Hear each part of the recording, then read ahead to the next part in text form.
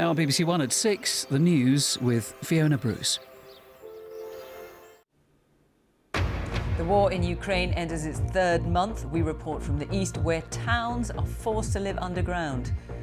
This is now home in the town of Lysychansk. Some exhausted residents no longer care who wins. They just want the war to end. My brain hurts. 2 idiots are fighting. 2 old men. All of them are guilty. All of them. And across Ukraine, 5 railway stations have been struck by Russian missiles. At least 5 people are reported to have been killed.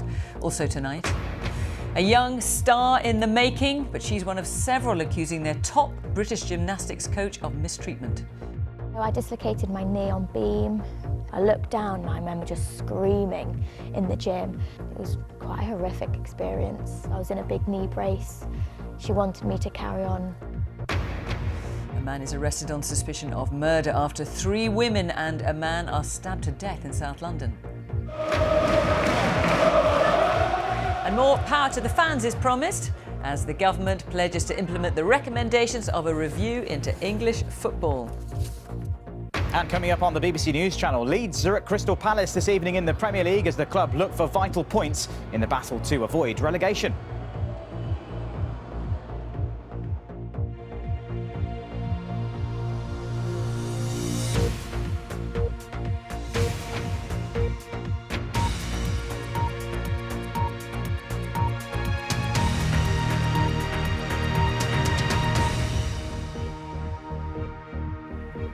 Good evening and welcome to the BBC News at 6.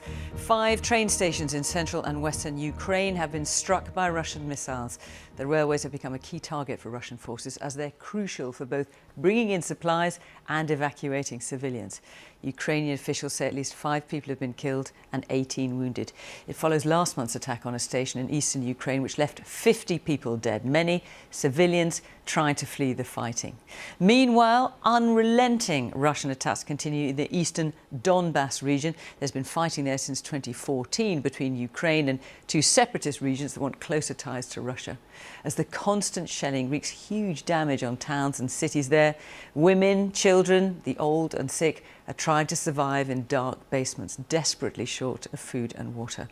Our defence correspondent Jonathan Beale reports from the Donbas.